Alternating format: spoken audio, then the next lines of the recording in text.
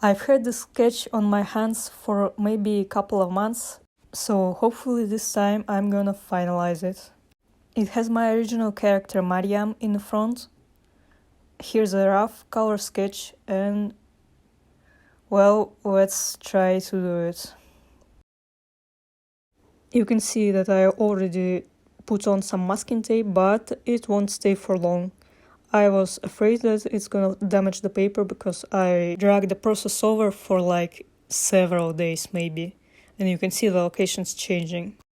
The background is going to be misty and foresty, so I thought that I'm gonna use my Rembrandt paints because I have Viridian Green Genuine and Cobalt Blue among the colors.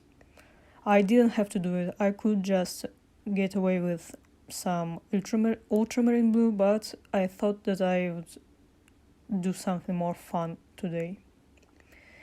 I'm gonna introduce the colors later. I sketched everything and that was in vain because I later erased it all so that you cannot see anything.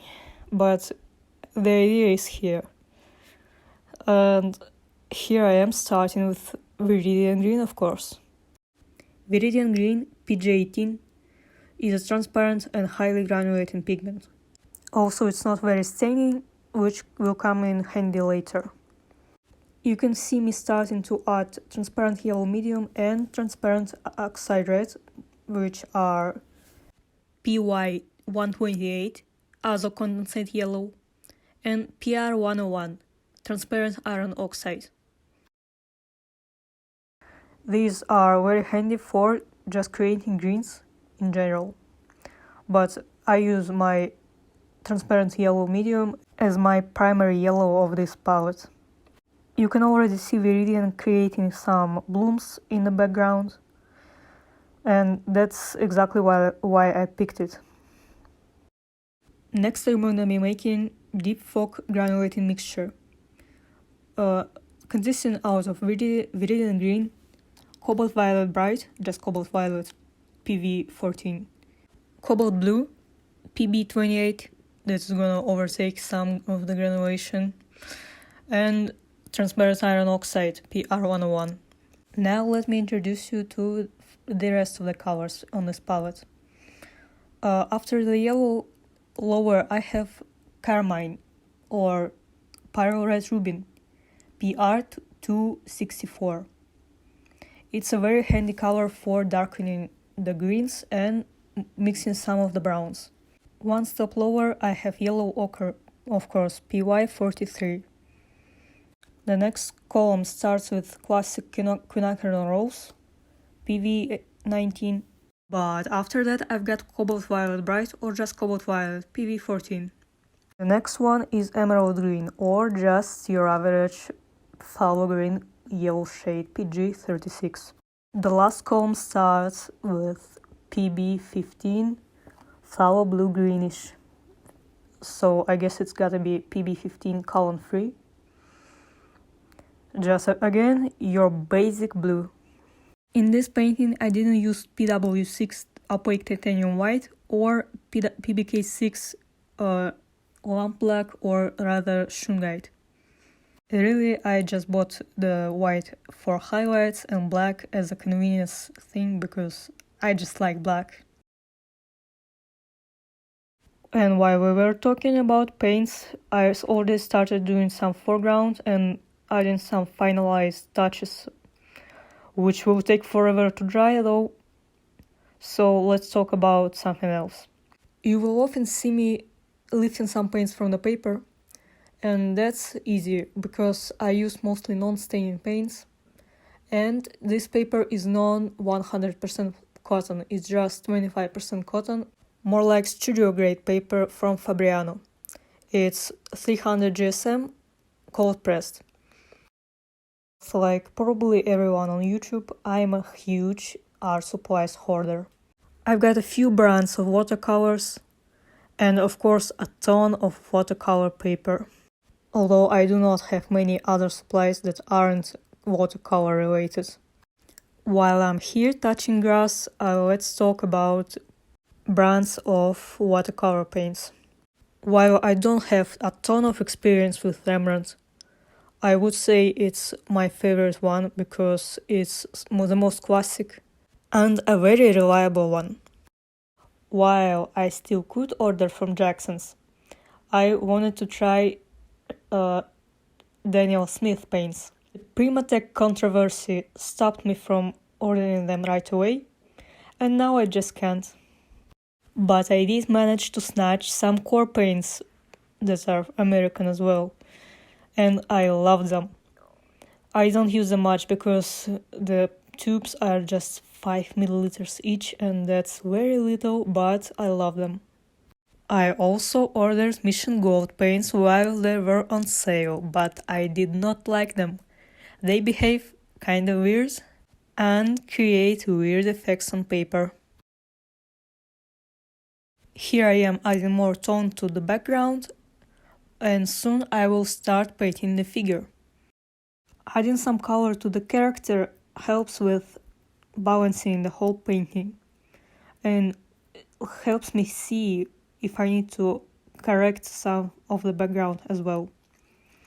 So for now it's just a simple skin tone and a primary wash of her clothes. I swear she's not a cop. She's just a rescue service lady, and that's why she's got a fire axe in her hand. The character and the story both are very personal for me, so I do not think I will ever open up about them completely, but if you subscribe, maybe you will see some more of it in the future. Almost missed the most important part, mixing my own black. I used Pyro Red, transparent iron oxide and phthalo blue to create a perfect just plain black color. I swear it's not lamp black. Sorry for the hair. Now that I've put some color into the character, I can see that the background is not that bad already, but I will fix some parts of it later. For now, I'm just layering more and more color to the clothes. Here I am mixing the black again, starting with a phthalo blue, transparent iron oxide, pyro red, again transparent iron oxide, phthalo blue, maybe even some queen action rose. You can see me mixing a whole bunch of it, not only for the hair but for the flashlight, for the axe and for some shadows in the future. That's me right here, creating my own version of Payne's Gray. You will be proud of me, William. So I've fixed the face and now I'm gonna correct some of the background. I'm fixing the white halo around the character and starting to touch grass again. So I told you that the paints were mostly non-staining, and that will now help me lift some of the pigment from the paper, creating the effect of mist veiling above the ground. Also, you can see a mysterious figure in the back, and that's my elemental type undead. That's a big mystery in my story, but I am not gonna reveal it right now and maybe ever. Here I am adding more tone to the background and foreground. And next, starting to fix the character. I'm not going to be very detailed, but okay. The skin tone is of course very green, but that's because the scene takes place in a forest. Clothes are as well affected by the green light, reflecting more green in the shiny parts and blue, basic blue, in the shadows. Honestly, this process is sped up like a million times because it was very long and very boring, but we got through it. Finally, some last details on the character are being done. The hair is black, the name is written on the tag, and it's done. So I think I'm gonna call it a day here.